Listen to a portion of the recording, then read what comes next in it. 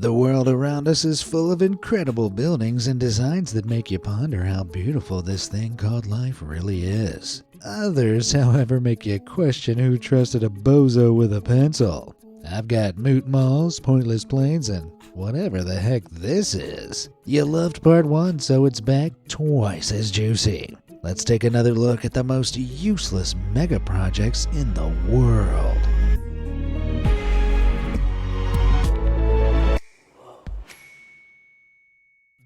TEB. I'm not a big public transport guy. Being crammed into a small space with a bunch of weirdos gives me the creeps. However, one public transport innovation unveiled in China in 2010 might change my mind. This is the Transit Elevated Bus, or TEB. It's a 1,200 passenger elevated public transport system that travels along a fixed track at 40 miles per hour. Because the body is raised just under 7 feet above the ground, it sails over most traffic, reducing congestion by up to 30%. That's amazing. And with 25 miles of bus route costing $7.4 million, it's roughly a tenth of the price of building a subway. Honey, wake up. The future is here. On second thoughts, maybe hit the snooze. See, Chinese road vehicles have a max height of 14 to 15 feet, and that's more than double the height of the bus. So if just one 18-wheeler comes along, it'll stop this thing on its track. Secondly, say if a car needed to change lanes, it would have to wait for the TEB to pass over it before it could move. It's a logistical nightmare. Most annoyingly though, despite its name, it's not a bus. It runs along a track which technically makes it a train. A slow and inefficient train. But if you pitched a train that moves at 40 miles per hour and gets stuck in traffic, you'd get laughed out of the boardroom. Irrespective of these glaring faults, a 1,000-foot test track was built in Qinhuangdao to test out this horror show. And guess what they found out? It was a total hot mess. The TEB couldn't turn. It was a glorified shuttle moving up and down a fixed track. What buffoon designed this? Well, according to Chinese news, the lead designer only obtained a primary level education. That explains a lot. They should be making volcano dioramas, not designing public infrastructure.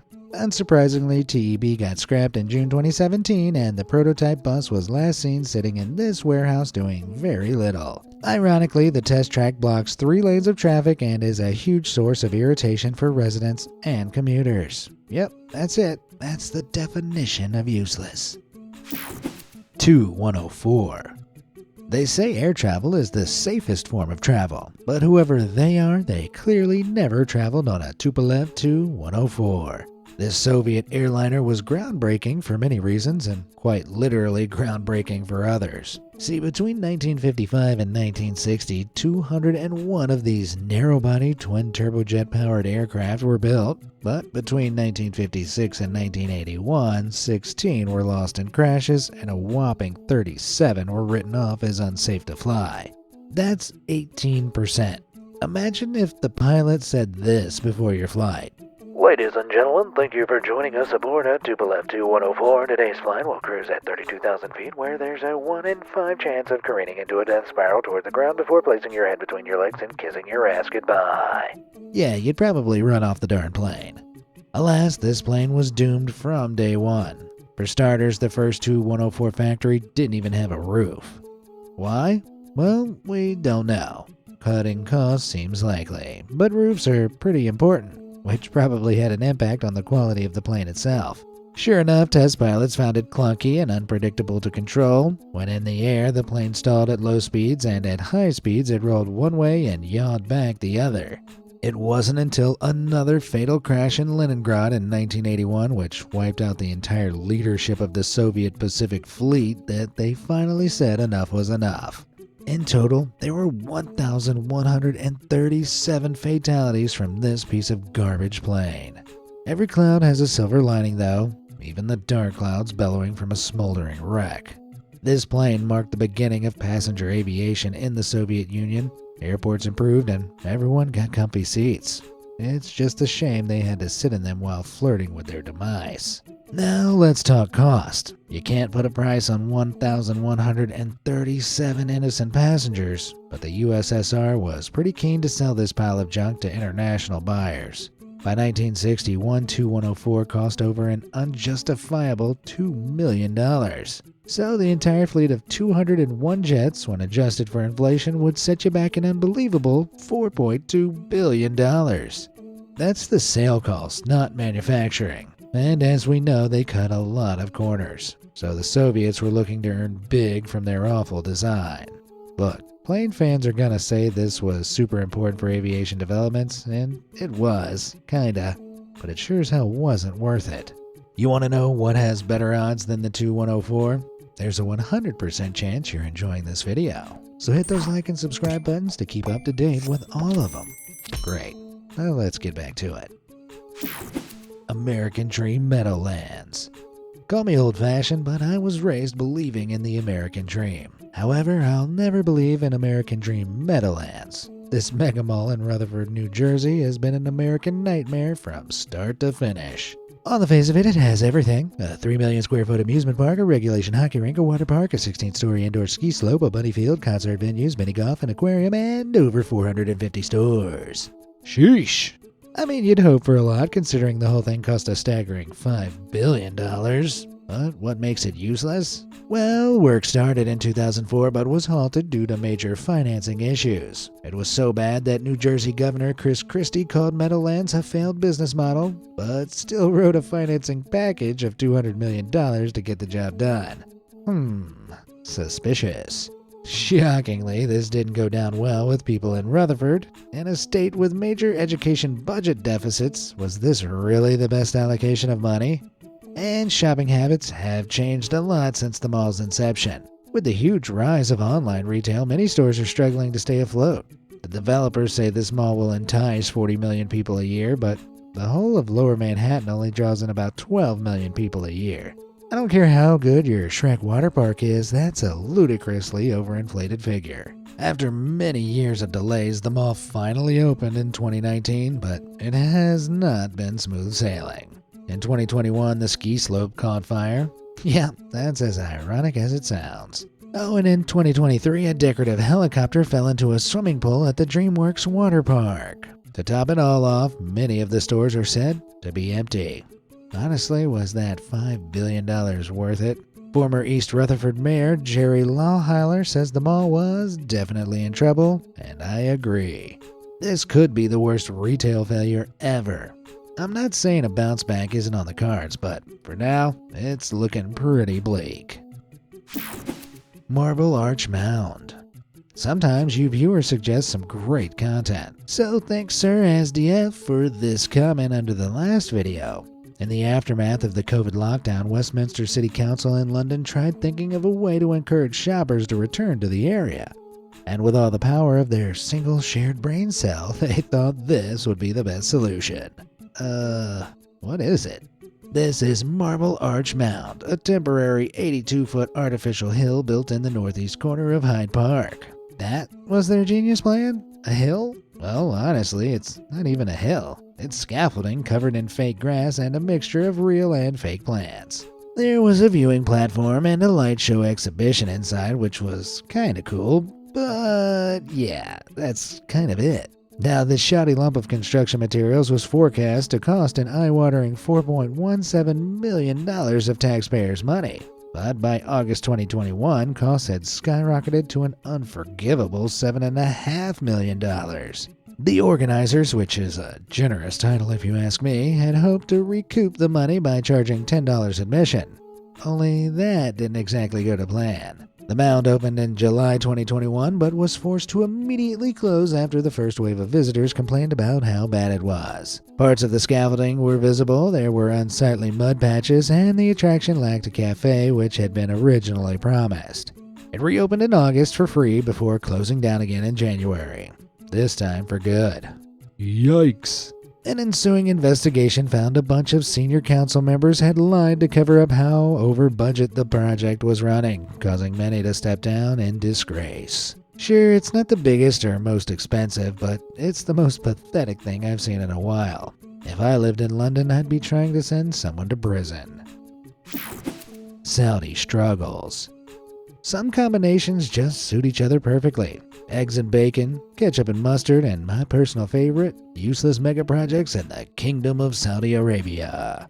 Introducing Neom, a ground-up urban development in Tabuk planned to span over 10,000 square miles. It's set to have an industrial complex, trade hub, tourist resorts, yada yada, but the real eye-catcher is the development of a 106-mile-long city called The Line. The project was launched in 2017 and held up as a technological marvel offering a utopian vision of the future. Essentially consisting of two parallel skyscrapers reaching some 1,600 feet in height, it promises immediate access to all necessary amenities within a 5-minute walk. As well as this, a hyper-speed train could transport you from one end to another in just 20 minutes. Plus, the whole city is set to be powered by renewable energy, with no roads or cars to speak of. If you're thinking this doesn't sound cheap, you're right.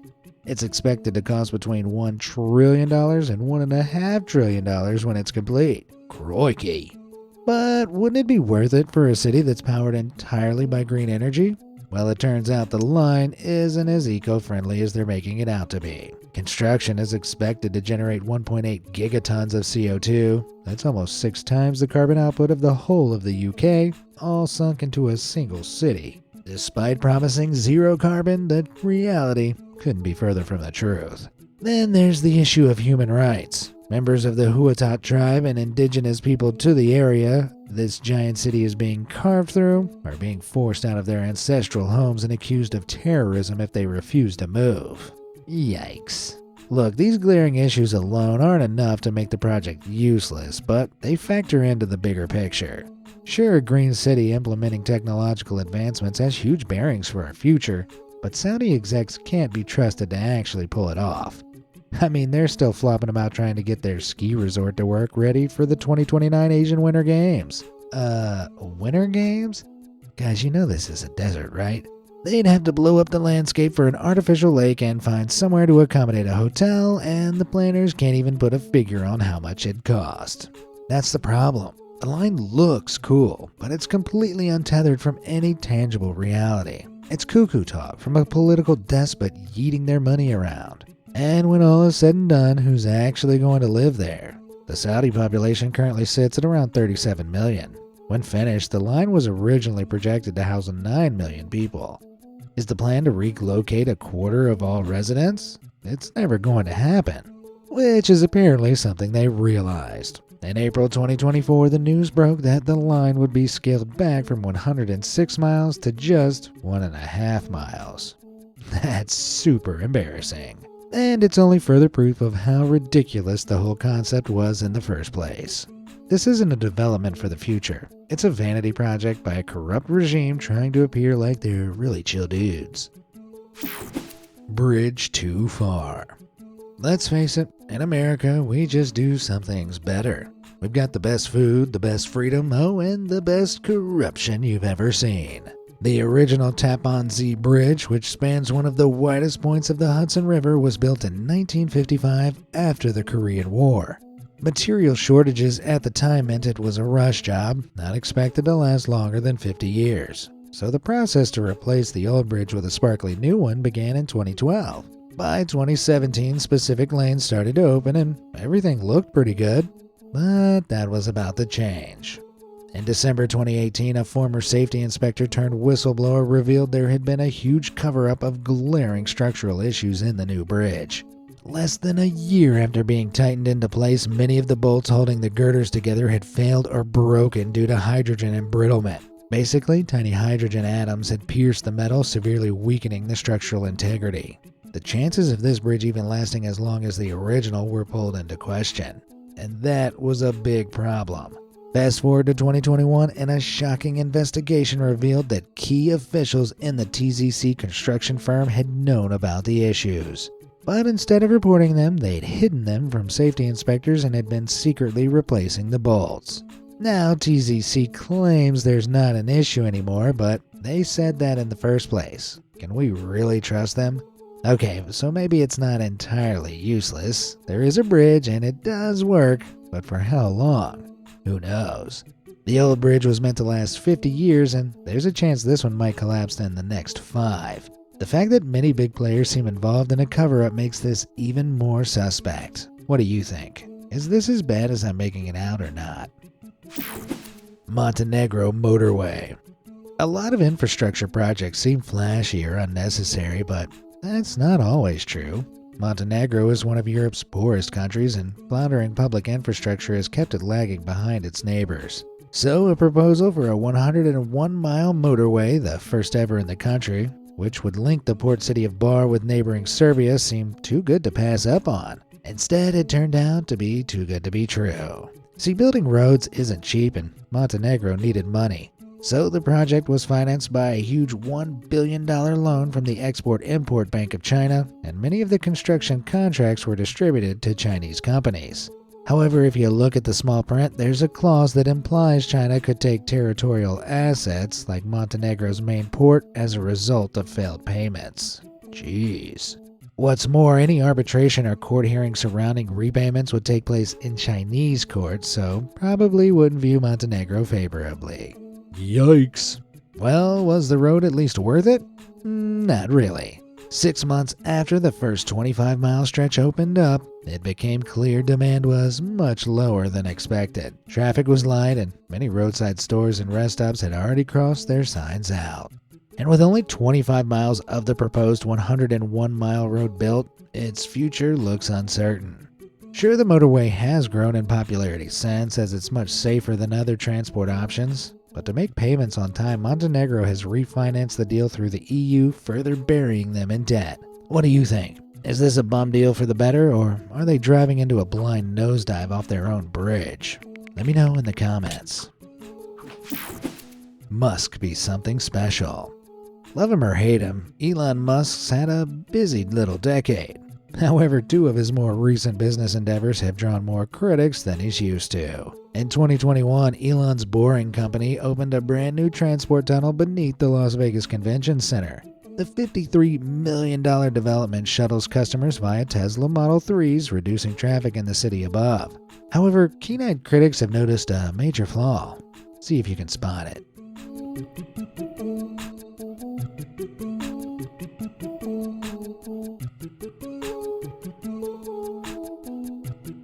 No, it's not the horrendous RGB gamer girl lighting. Where are the exits? In the event of, I don't know, a fire, how exactly do you plan to safely get people out of this slow-moving narrow death tube? Maybe you think I'm being a negative Nancy, but accidents happen. In 2020, 185,000 Teslas were recalled because of touchscreen issues that could lead to fires. And you're telling me there's not even one emergency exit? Sure, your journey around the convention center got quicker, but guess what else could do that? A bus. Instead of developing public infrastructure, Elon's built subterranean roads to force you to hire an EV for a 2-minute frolic through a dangerous tunnel. And the cars don't even make use of Tesla's self-driving capabilities. The so-called future of transport is some poor chauffeur confined to a stuffy pipe shunting people around all day. I'd rather cry on a crowded bus than melt to death in the Tesla gamer tube. Still, this loop isn't the loopiest thing cooked up in Elon's brain. That would be the Hyperloop. Hyper what? Well, the idea's actually been around since Victorian times, but according to Musk, Hyperloop would be the 5th mode of transport after air, road, sea, and rail. He proposed it would be formed of 3 parts: a pod, a pressurized tube, and some terminals to embark and disembark at. With the help of air bearings, which essentially create a thin cushion of air between the pod and tube, the pods would be shot through the tube at insanely high speeds of up to 760 miles per hour. Despite the speed, Hyperloop would supposedly be safer than other transport systems. The pod wouldn't be affected by wind, ice, fog, and rain because it'd be inside the tube. And because the propulsion system is integrated, pods would only travel as fast as was safe. There'd be no possibility of human error. However, over a decade later, this is all hype and no loop. Initial tests only managed to transport 2 passengers at barely 100 miles per hour, a fraction of the 760 miles per hour Musk envisioned. But the main issue with Hyperloop is it's a complicated solution to a problem that doesn't exist. We don't need a Hyperloop, and capsules were planned to launch at near supersonic speeds every minute, with each capsule carrying 28 passengers. So what happens if there's a problem on the track? There's only one track, and that only works providing the vacuum seal stays tight. If a leak occurs somewhere along the tube, the whole thing could implode and collapse.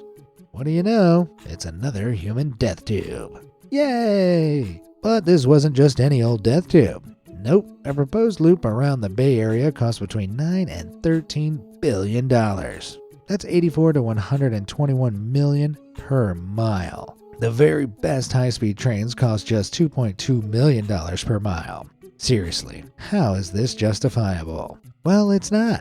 One of the companies that raised the most money for the project closed down at the end of 2023, and another laid off half its staff and moved on. Now the entire project has been canceled. So remember, if you're out and about and Elon Musk asks you to step into a tube for a minute, run for your life. Jeddah Tower. If you thought we were done clowning on Saudi Arabian construction fails, guess again. This is the Jeddah Tower, and when it's complete, the luxury skyscraper is due to be the tallest building in the world at a mind-blowing 3,281 feet. That's a staggering 591 feet taller than the current tallest building, the Burj Khalifa. Only there's no guarantee it will ever be completed. See, since construction began in 2013, the road up has been more than a little rocky. In 2017, production hit a bump when two of the main shareholders in the project were suddenly thrown in jail. Huh? What for? Well, Crown Prince Mohammed bin Salman initiated a purge of his fellow Saudi princes, ministers, and businessmen in an attempt to centralize his political power. The aim was to out corruption by, yes, doing something inherently corrupt. Classic. This derailed the project, which tried to push on but finally ground to a halt in 2018 with only the lower third of the building completed. Since then, not a great deal of progress has been made, and it's hardly justifying the $1.2 billion price tag. In 2023, the Saudi regime tried to secure more funding to get the ball rolling again, and in early 2024 the ball was in fact rolling, but for how long? Your guess is as good as mine. One day it might live up to the hype of being the tallest building in the world, but I wouldn't be surprised if it stays in this partly built abandoned state forever. Concorde. Few planes have caught public attention quite like Concorde, and for good reason too. This plane was special for many reasons. With a max speed of Mach 2 or 1,350 miles per hour, it was fast. Like faster than sound fast. Like London to New York in sub 3 hours fast. Sure, for a round trip, you'd have to fork out a staggering $7,000, and that's 7 big ones in the 90s, too. But it was luxury, it was sexy, and it had this cute little droopy nose, which could be positioned at will to aid the pilot's visibility, but which I just want to boop. For all the spectacle Concorde drew, though, this thing sucked. Look, sorry Concorde fans, I love it too, but this project was a failure nose to tail. Despite drumming up significant interest early on, almost all of the 100 orders placed for the jet were canceled. See, a major issue with a supersonic jet is that as it hits the speed of sound, it breaks through an invisible barrier known as the sound wall and creates sonic booms. Basically, an aircraft traveling through the atmosphere continuously produces air pressure waves similar to the water waves caused by a ship's bow. When the aircraft exceeds the speed of sound, these pressure waves combine and form huge loud shock waves. This isn't Concorde, but it is a plane breaking through the sound barrier. Headphone users, prepare yourself.